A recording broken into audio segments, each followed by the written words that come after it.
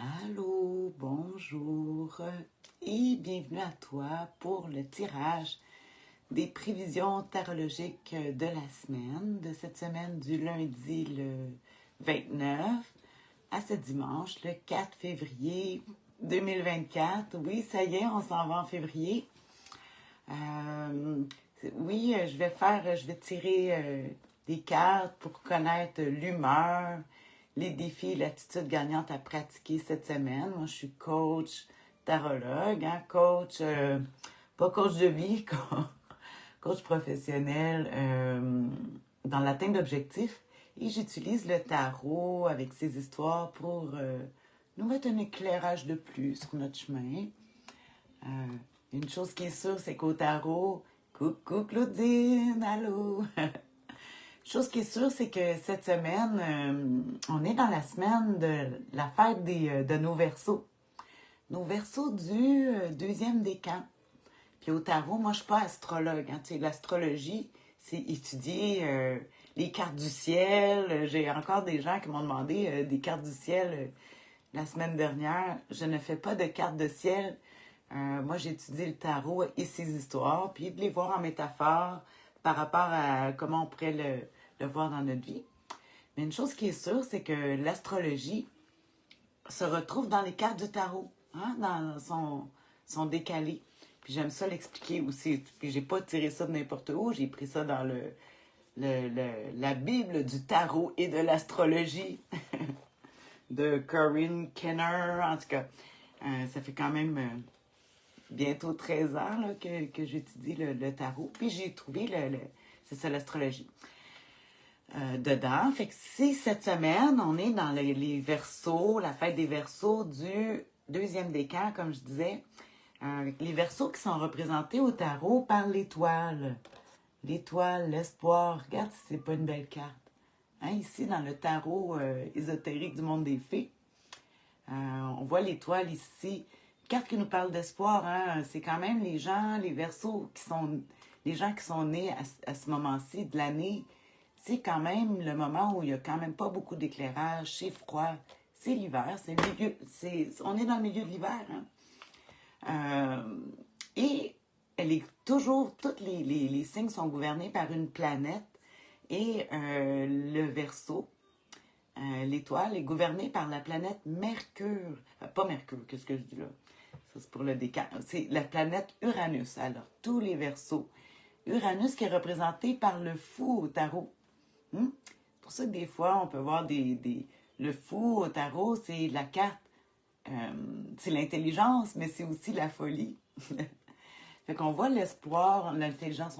Des fois, on n'est pas étonné de voir qu'il y a des Verseaux qui se foutent de l'opinion des autres. C'est Uranus, hein, étant la planète la plus éloignée, la moins prise par l'attraction du Soleil, donc qui est moins pris avec l'opinion des autres.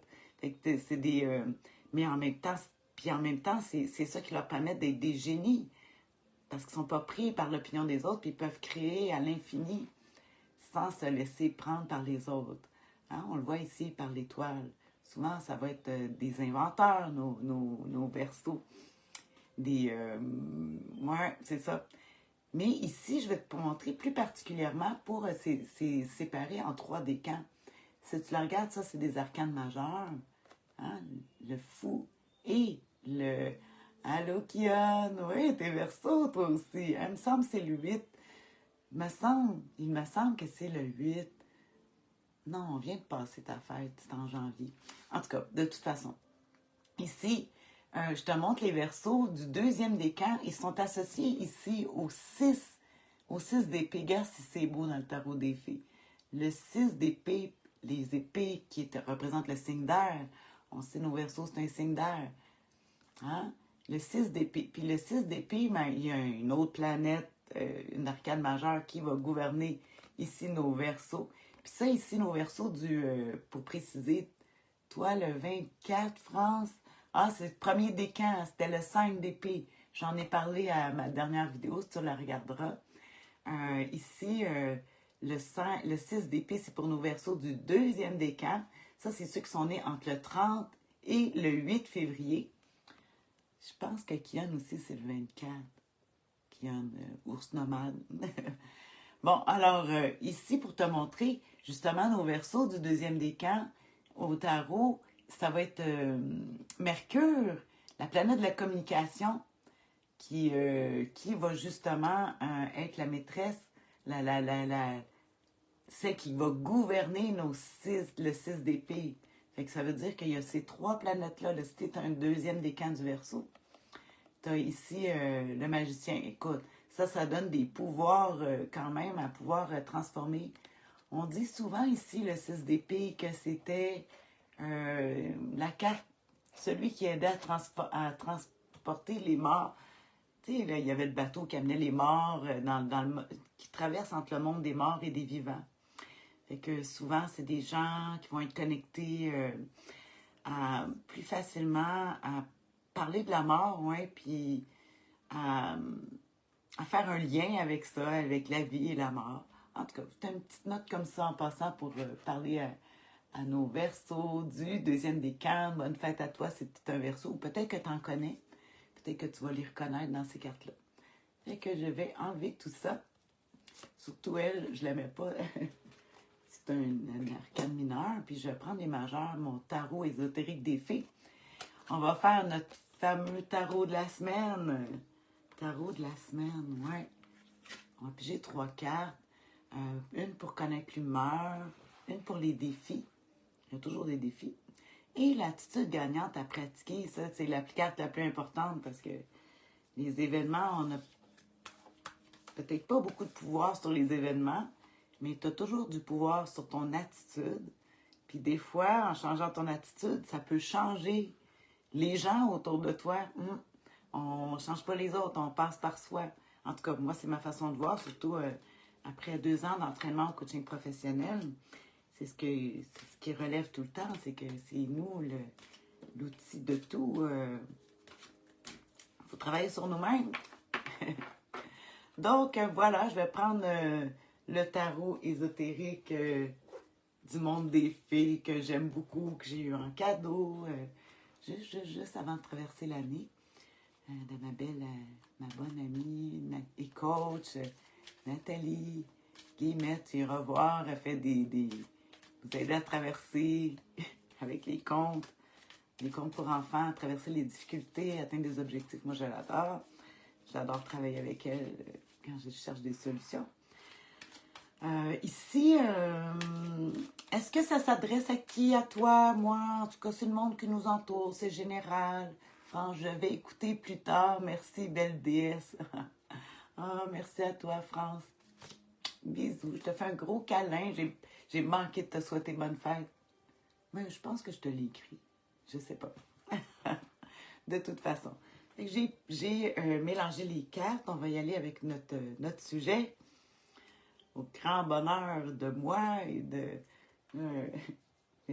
j'allais dire, une de mes filles, elle m'a dit, là, maman, pige des bonnes cartes, là, parce que ça fait 2 semaines que, ouais, c'est spécial, hein? OK, on y va. Quelle sera l'humeur cette semaine? À quoi qu'on peut s'attendre? Mais tiens, notre belle étoile, les Verseaux vont être contents. On est avec l'étoile. L'étoile qui nous parle ici, qui nous parle d'espoir, justement. Hein? Elle a beaucoup de belles qualités. Hein? C'est dur de la mettre en négatif, l'étoile, à part de peut-être rêver un peu trop et de laisser les choses arriver par eux autres mêmes.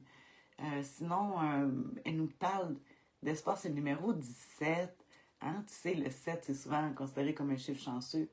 Fait qu'ici, on parle de vacances aussi. On va parler de l'acceptation du corps encore. Avec l'étoile, on parle de notre enveloppe charnelle, notre corps physique, hein, comme dans l'acceptation. On va regarder justement, parce que les cartes, hein, ils prennent toute leur importance quand ils sont accompagnés des autres. On va regarder justement le défi à surmonter avec notre étoile cette semaine. Fait que ça se peut que tu rencontres des étoiles. En tout cas, on parle beaucoup d'astrologie hein, quand on parle des étoiles. Donc, ici, le défi à surmonter, ça va être Le pendu, oh mon Dieu, encore exactement comme la semaine dernière. Alors, ma pauvre Vicky qui me disait, ma fille qui me disait, maman, sort des nouvelles cartes. Alors là, on a encore le pendu qui est là cette semaine, le défi à surmonter. Alors, c'est pas cette semaine que les choses vont débloquer. Des revirements de situation. Une chance que, c'est sûr qu'en défi à surmonter, c'est avec l'étoile, il y a toujours la paresse qui peut être là. Euh, de penser que les choses vont se passer toutes seules. Euh, ou d'avoir des gens justement qui ne prennent pas les choses en main. On peut voir ça. Hein? Si on voit le pendu, parce que le pendu, oublie pas, comme je dis, le défi à surmonter, c'est toi, c'est moi, c'est les gens qui nous entourent. Peut-être que toi, tu le vis pas, mais c'est tout le monde autour vit avec le pendu. Le pendu, on n'oublie pas que c'est pas le pendu, c'est pas placé. C'est pas quelqu'un qui l'a placé dans cette situation-là. Le pendu dans l'histoire du tarot, c'est lui qui se place de même en retrait. Fait qu'on parle encore de fragilité de la santé, de demande de beaucoup de fatigue encore, beaucoup de fatigue. Je parle avec du monde, puis ça ressemble beaucoup à ça. Il y a beaucoup de fatigue, beaucoup de... On a l'impression qu'on n'a pas le contrôle sur les événements. Comme je te dis, on n'a pas le contrôle, mais ça va être avec nos pensées, nos idées. Le pendu, son défaut, hein, c'est comme le temps, la lenteur. En tout cas, c'est toutes des cartes très, très lentes. Alors, c'est attente de résultats, de choses qui se passent. C'est long, ça s'étire, mais il ne faut pas perdre espoir. Hein? Quand même, on a une carte d'espoir, mais on parle de futur. L'étoile nous parle toujours du futur. Puis on a le pendu, justement, dans le défi à surmonter. C'est que, justement, il faut croire que le futur va arranger les choses. Hein? C'est comme si on n'y croyait plus, on se sentait bloqué. On voit les pertes d'argent aussi beaucoup. La perte d'argent. Le temps, c'est de l'argent que je dis. Puis là, on voyait de la perte, là. De la lenteur excessive en ce moment. Fatigue. L'énergie n'est pas là. Ah, on va regarder justement l'attitude gagnante à pratiquer. C'est ça le plus important. La carte la plus importante. Ça, c'est mon autre, ma plus jeune, elle dit tout le temps. Maman, c'est la plus importante. Ah, l'ermite. Hey. Ouais, on n'est pas... Ouais, on reste tranquille. Ici, l'ermite, j'aime ça dire que après, c'est une carte de sagesse qui dit lentement, mais sûrement. Je suis pas sûre, mais je pense qu'on a exactement les mêmes cartes la semaine dernière. Je vais regarder ça tantôt. Ah, ça sera pas difficile hein, de faire Oh mon Dieu. Qu'est-ce que tu veux? C'est ça qui est ça. Alors ici, l'attitude gagnante à pratiquer. De la patience. Il faut faire preuve de patience. L'étude aussi, on parle d'étudier. L'ermite, c'est une carte qui va nous parler des connaissances, du savoir, de tes habiletés. À trouver comment il cherche le chemin. L'ermite, il attend le bon temps et le bon moment. Si tu veux, l'ermite aussi, il va calculer ses sous, il va être prudent avec son argent. La prudence est de mise ici. Beaucoup de sagesse, peut-être aussi l'ermite, le conseil du tarot aussi, des fois, on peut être, même si on est pris quand ça n'avance pas, on peut être un guide pour les autres. On parle de guider les autres, de leur mettre de la lumière. En tout cas, moi, c'est ce que je fais avec le tarot, un petit peu de lumière sur le chemin cette semaine. Pas un petit peu, beaucoup de lumière. Je dis juste une lumière de plus parce que toi, tu as ton éclairage, tu as toi, ta façon de voir. Puis ici, avec les belles histoires du tarot, je t'amène à avoir un éclairage de plus, encore plus éclairé. Ici aussi, si on voit l'ermite, tu peux aussi aller voir, aller voir quelqu'un qui va te conseiller. L'ermite, comme on dit, on va voir les psychologues, la sagesse, d'aller voir un guide. Peut-être justement parce qu'on est pris dans cette lenteur-là. Un guide, ça peut être aussi, parce que je vois aussi l'argent, je vois la santé. L'argent, la santé, beaucoup. Peut-être qu'on va parler de l'habitat aussi, mais dans le sens que qu'est-ce qu'on fait pour le futur, puis peut-être aller avec l'ermite, d'aller chercher conseil des sages. Le sage, l'ermite, il vit reculé, il n'est pas influencé, on essaie de ne pas se laisser influencer par l'extérieur. On va trouver notre lumière intérieure. On regarde à l'intérieur de nous. Puis c'est ce qu'on aime de l'ermite, c'est parce que lui, l'ermite, il a cette sagesse-là de pouvoir pas être influencé partout, puis il est capable de nous conseiller sans être pris par les émotions. Fait qu'on va aimer l'ermite pour ça. Fait qu'on peut, comme je dis, le conseil du tarot, c'est nous, c'est les autres, c'est la connaissance, le savoir. On va travailler, on va étudier. On va étudier la question, on va se renseigner. Très important cette semaine. Surtout en étant pris avec des cartes comme ça. Je vois beaucoup la santé aussi, puis les finances. Donc, allez chercher. On fait pas sois prudent avec ton argent. Sois prudent avec tes dépenses. Lentement, là, comme je te dis, cette semaine, il n'y a pas de décision qui se prend rapidement, en tout cas. Puis moi, je dirais, prends ton temps. Puis un bon temps, bon moment, écoute. On attend le bon temps puis le bon moment. Des fois, comme on dit, les éléments ne sont pas là pour prendre des décisions. Puis on va espérer que la semaine prochaine, on ne sera pas encore avec des cartes comme ça. Ou si ça l'est, en tout cas, regarde, de toute façon, comme je dis, c'est nous qui avons le pouvoir sur notre attitude. Peut-être que tu peux trouver que ça ressemble à ça. Si ça ressemble à ça, ben tu dis, ah, ben, pas de problème, je vais y aller avec sagesse et patience, lentement et sûrement, tu vas avoir ce que tu veux. C'est ça le beau conseil du tarot ici qu'on a cette semaine. Donc, bon, ben c'est ça. Je vais comme d'habitude, je prends ça en photo, je vais te faire un beau résumé pour cette semaine, là,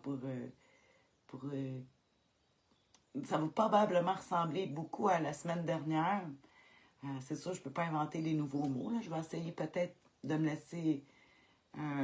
c'est sûr que je m'en vais dans mes livres, là, puis je fais une moyenne dans les alentours de qu'est-ce qu'on vit. Mais je vais essayer de peut-être amener des formulations différentes, hein, pour faire mes résumés. Puis je te mets ça pour la semaine. Puis on se voit la semaine prochaine. Si jamais toi, tu vois un lien avec quelque chose, tu peux toujours l'écrire pour le bonheur de tout le monde. Comment tu le vois? Moi, pour le moment, je ne le vois pas, là. Ben, la lenteur, oui. Oui, c'est vrai que je remarque la lenteur. Ouais, puis peut-être, ouais, comme pour moi, des projets, je verrais plus. Je me vois pas démarrer rien, je me vois dans la réflexion puis étudier ça. Fait que peut-être ça va être la même chose pour toi.